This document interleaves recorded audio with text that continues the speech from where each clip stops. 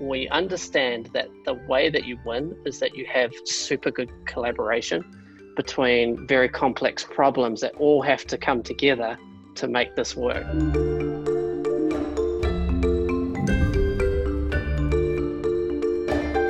Danny, I'm excited to continue our conversation. Now hearing your journey as a tech leader over the past 10, 11 years, I'm sure this has been an interesting ride in itself. Tell me, how did you get to where you are today? What's your story? Yeah, look, I think like any story, it's not a solo effort. So, I think to answer that question, where I am today was probably making way too many mistakes on my own and figuring out that I need great people around me. And once I figured that out, I think things started going a lot better. And so to this very day, if anyone asks me, the team that you've got around you and supporting you and believing in the same vision, that's just fundamentally the number one thing if you can get that right. And probably have a really good problem that you're obsessing about that's worthwhile. But yeah. Before Uneeq, you had another company you were founder of. How did that differ from when you started Uneeq? So when I started at 25 years old, I left a corporate job in one of the largest telcos in New Zealand. It was pretty much a monopoly at that point. And I, like many people who've worked for these big companies, you have the fortunate experience of a lot of training and a lot of investment in you as an individual. And so I'm very grateful for that. And that training kind of gave me the confidence to really give it a go. And at 25 years old, I set up my own telecommunications company, and just a matter of timing, like anything, a lot of luck in this game, and that was just on the verge of seeing real disruption through things like voice over IP and software telephony. So we were able to disrupt the market, particularly across small medium business, very effectively and grow quite quick. And it was through that company that obviously I was trying to learn about how to be a good CEO, a good businessman, and all the kind of challenges that come with rapid growth. And so yeah, that was a privilege, but at some point in the later stages of that journey before I exited, I really felt that one of the things I was learning was actually more around a passion for purpose and a passion for a vision. And I was not passionate about building a domestic telecommunications company. And so for me, already my heart and my mind was moving well into, I want to be part of a technology company. I love technology, but I want to be part of something that's global, that's impacting lives. And so the opportunity obviously presented itself to exit that company, which was fantastic, and gave me the freedom to then experiment with new businesses and bootstrap those. And that was where our company really started in 2011, and it started building out video tech. But like any company, it's it's a journey. So you started with Uneeq, or the first variation of it, bootstrapped at the beginning. You were beginning that while also being at the other venture, and then you had the opportunity to go then full into it. Talk to me. Did you get funding? What was that process like, and what kind of lessons learned there on being able to then grow a company with funding? Yeah, so we bootstrapped for a while because of the ability to do so out of obviously the success of the previous company. And I had my shareholders in the previous company being real supportive about this new venture as well. So there were three of us primarily that really got in behind the bootstrapping of what we called it back then was Face Me. So that was the name of the company, and it later became Uneeq. But yeah, and we got to a point actually where really the business was coming to a stage where we were growing quite nicely on some of the product, and it had taken a while to get there, and definitely a lot of challenges around building the right product team. In fact, I think that was for me one of the hardest things, was really transitioning from a telecommunications business where I was taking a lot of other vendors' products versus building your own products and really learning those lessons. And if I could do it again, I would have just hired some of the great people I have around me now, the equivalent of them way back then. It would have been so much more pain-free. But what would you say that the lesson learned there is? Is it just hiring better people, more skilled people, more specialized people? Like, what if you had to do it again or instruct someone else? Yeah, building a good product company actually needs people that understand product really well. So the dimensions of product are not just let's get some good devs and build some stuff and hack it up, right? Like, how do you get really good disciplines and the focus around what's most important? Because you got all these conflicting priorities. And back in those days, that's like a typical Danny walking in, coming up with like power, but like almost shooting guns, going, yeah, we should do this and let's add that feature and everything. And every developer's scrambling.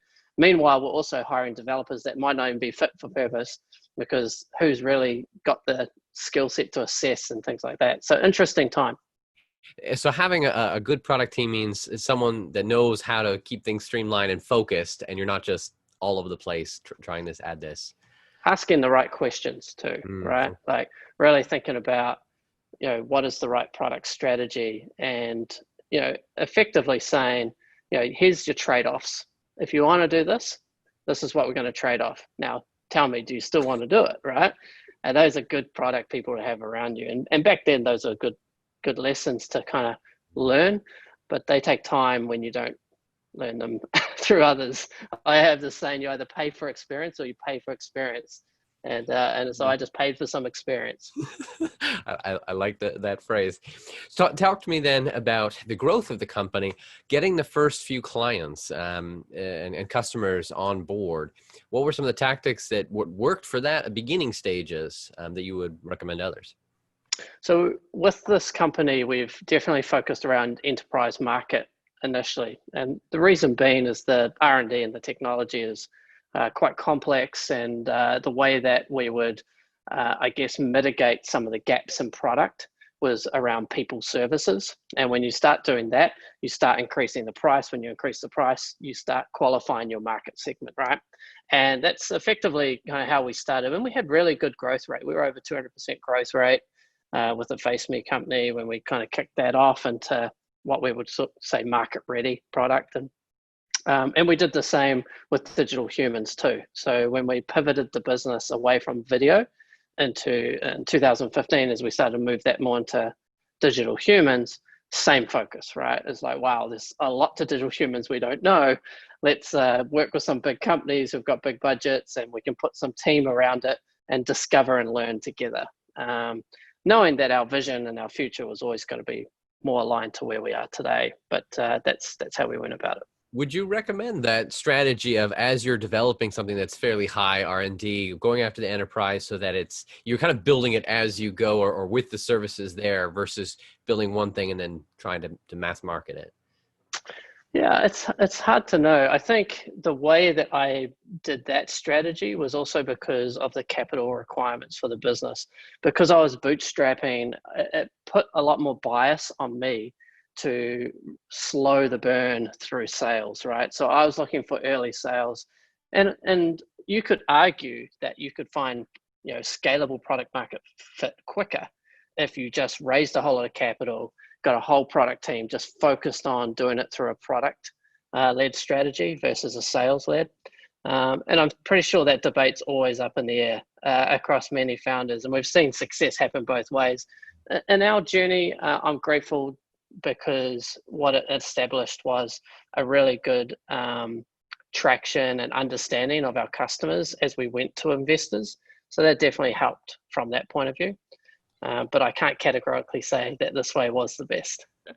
It's just a way. A way. It can work. But intriguing, a customer-funded strategy versus VC-funded, something else. You're actually bringing in the sales, you then continue to develop product. Then in these last, you said 5 years that you've switched to digital humans. Yes. What would you recommend that tactics have worked to scale the sales efforts? Yeah, so when we went into the digital human pivot, we went into it with some things working for us and some things working against us. What was working for us was definitely years of lessons and experience, and we've been building a good team and building a good board, and we brought on investors at that point as well. And so that was super helpful for starting to test the strategy and what we wanted to do. What was working against us is that we were moving into a brand new category and very high uncertainty around exactly what would be the right messaging. It's not like anyone had thought about digital humans before, at least prior to that, when you talked about video and how we're solving it with, say, click on a browser and talk to a video agent. That kind of conversation, everyone's like, yeah, we all know what video is. We kind of get that. We understand how to manage that. When you say, put a digital human in front of all your customers now. And so why would we do that? and you'd have people that would just roll their eyes and laugh you out of a room. And I even had shareholders, from the earlier journey, just angry and just could not understand how, it's like, you've been playing too many games kind of comments, right? And so they could not see a future of where man and machine would interact with more human interfaces. And so that was a challenging time going into that. But ultimately, we knew enterprise market well. So we were able to work across existing relationships that we had and just started to test things out. Took that same sales-led approach. It's like, what would it take to get one of these in here?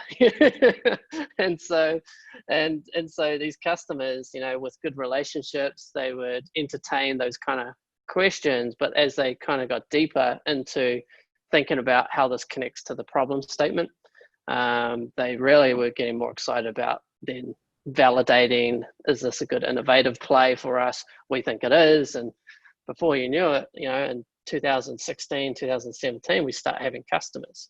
We started with helping people with disabilities. It was a phenomenal privilege to work with the National Disability Insurance System in Australia, and then moved into banking and insurance and other areas as well. And that's kind of been that journey. As we worked with these customers, we started to learn more then about the users as well. And so what attracts a user to walk into a branch or into a store and want to use a digital human instead of someone standing there? And how do you work through those dynamics? And that's really been the key part of our, I guess, success, is just the curiosity and the hunger to connect with both the buyer and the user, and just obsess about that with everything we've got, and continue to explore where we might not have uncovered. There's gold out there that is the easy gold. When you think about a ubiquitous platform, it's great to say that it's ubiquitous and applies to everyone, but there's a timing aspect to this market, and there's some areas that just need this today, and there's some areas that are just curious, and there's some areas that will take 10 years. And so it's just working through the process to get there. Kind of three takeaways that come from me, what you stated there. First, the reality of even shareholders as well as new sales efforts, trying to convince them on a new whole product idea that are like, what are you talking about? It almost sounds like it needs to be a sheer force of will and vision as the leader, as the founder, CEO, to say, no, this is the direction, just to push it in that direction. And then looking at the market and seeing what is the most timed place. This is in this industry, they're most poised for this, and eventually we'll get to that industry. And I appreciate your point of being obsessed with the interactions between the buyer and your client, and knowing what needs to happen there, the end consumer. Truly obsessing that conversation. Then whatever you build is going to help them. You just have to convince the person that this will help them. Totally. Powerful stuff. Obviously, as you mentioned earlier, team is everything to you. Like that's what has allowed you to grow to where you are today. How big is your team now? So we're 53, so still a very small team. And but the beauty of what we do as well is it needs to be quite a diverse team. And the nature of that diversity is, expressed also in the skill sets that you have to bring, because we're working with creative side of the technology stack, and we're also working with the very scientific technical side with artificial intelligence, machine learning, things like that. So How any things you've learned there as far as combining two different types of team members and having it all under one house of the creative and analytical? How do you lead that kind of team and build that kind of team?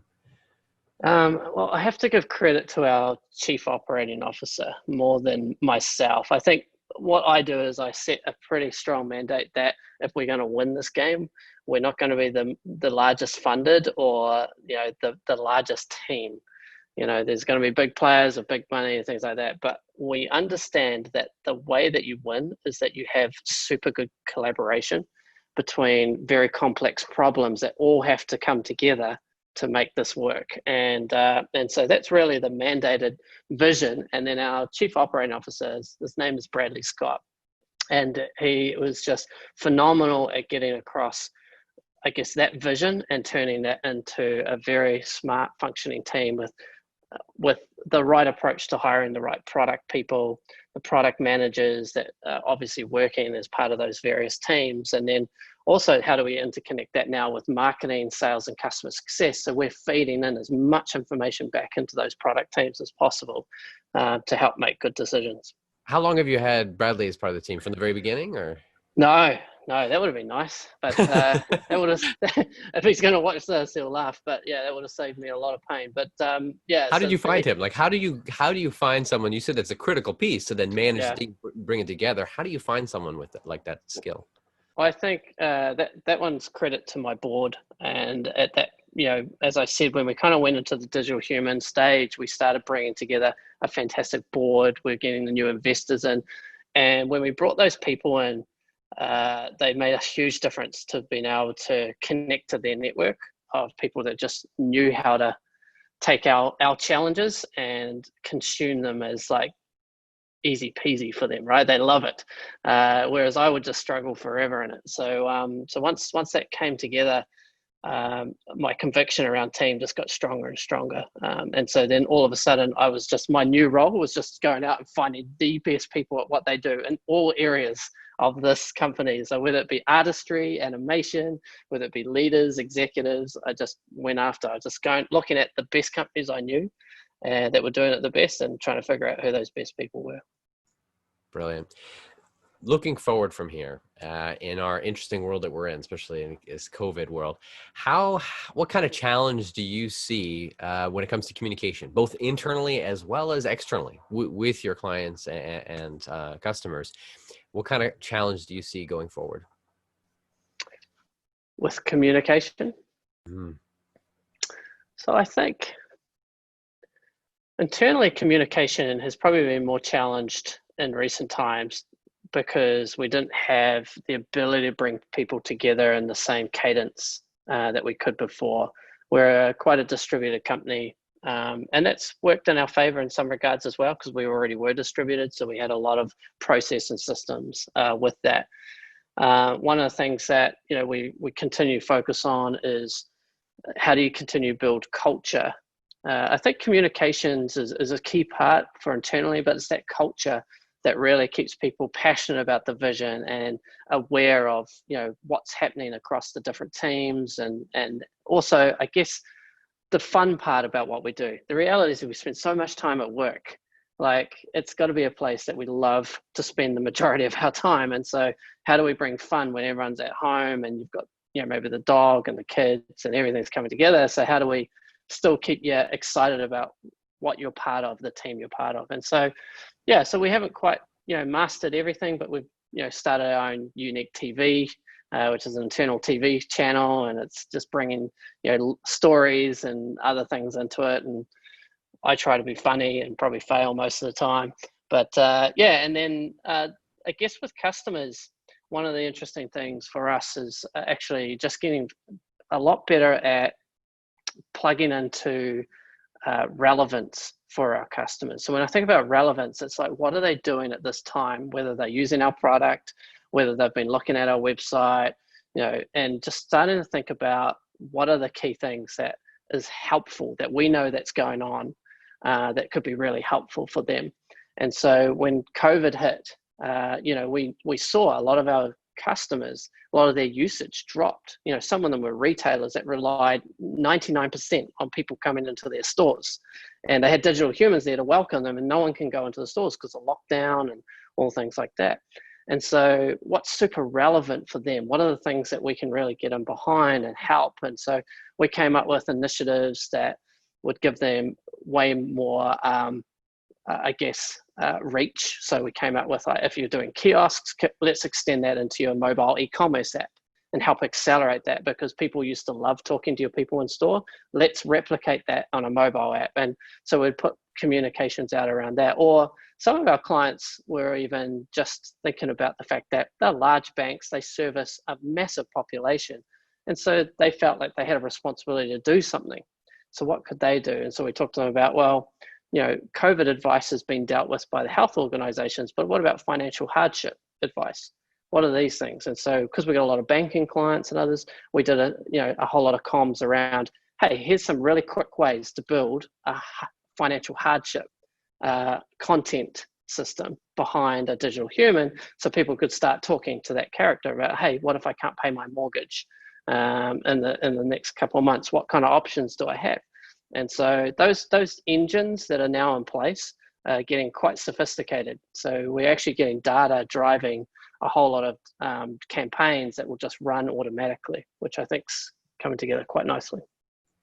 Relevance. Figure out whatever is relevant at that time, and that can help your customer. That's totally. Awesome. And I like the internal TV idea for work. That's great. And being as funny as you can to make it. Yeah.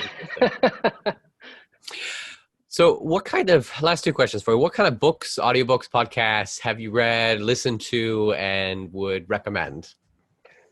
I'm quite a boring guy when it comes to this, I think. I'm a big movie guy. You wouldn't be surprised. Movies and games, right? When it comes to digital humans. I mean, we could do games, movies too, if you want. Well, I don't mind answering. I can definitely put some recommendations around that. But so there's a book I've been recommended, and I've just started, from one of my team, called Disrupted. Dan Lyons is it's quite funny. I've only just started it. It's hilarious.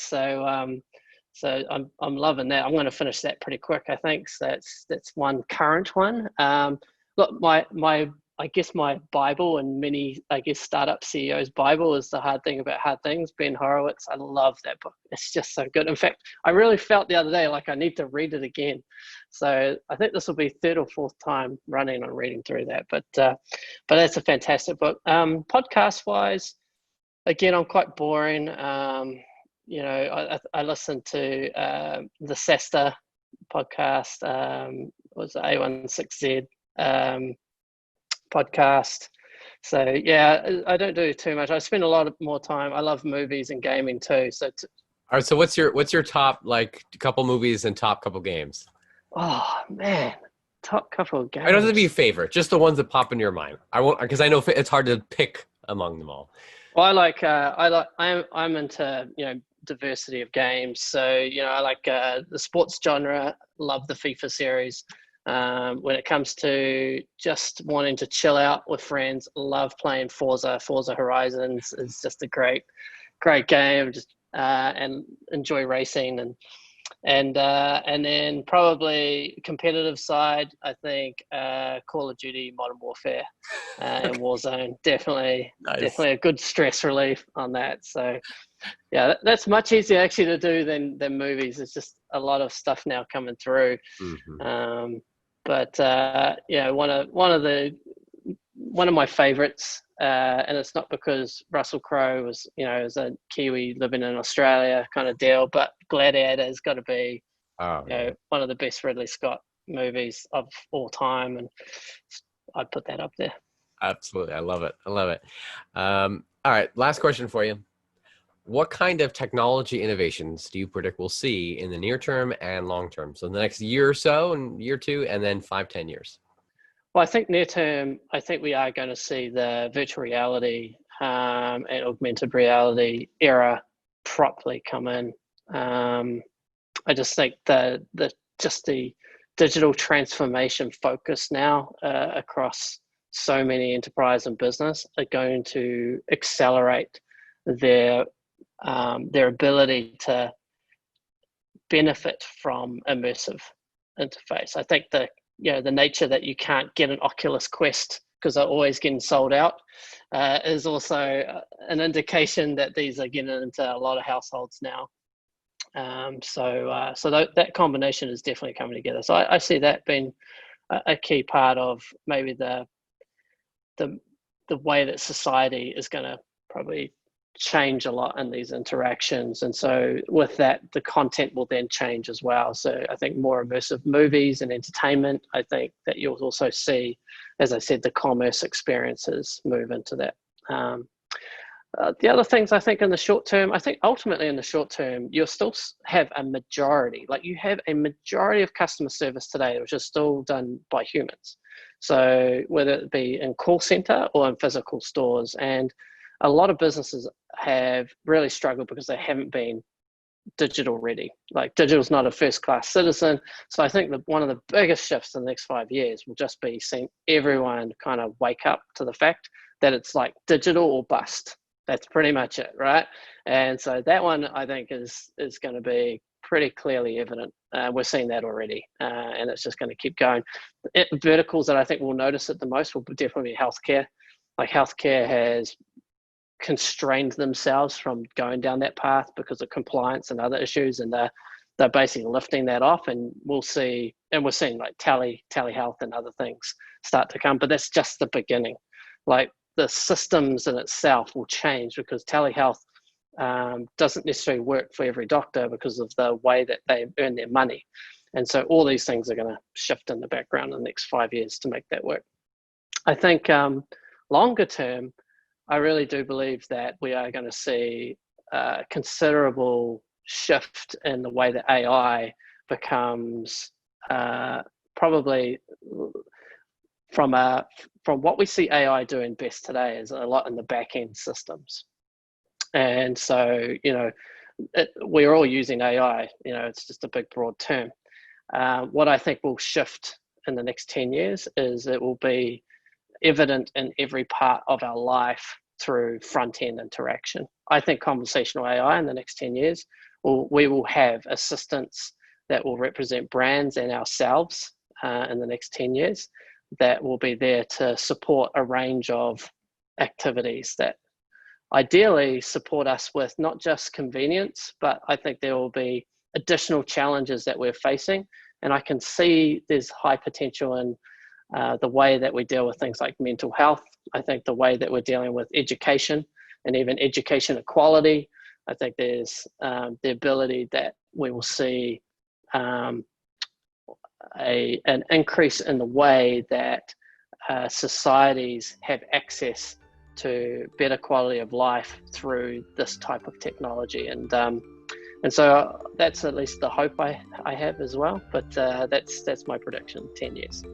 Have you seen a company using AI, machine learning, or other technology to transform the way we live, work, and do business? Go to uptechreport.com and let us know.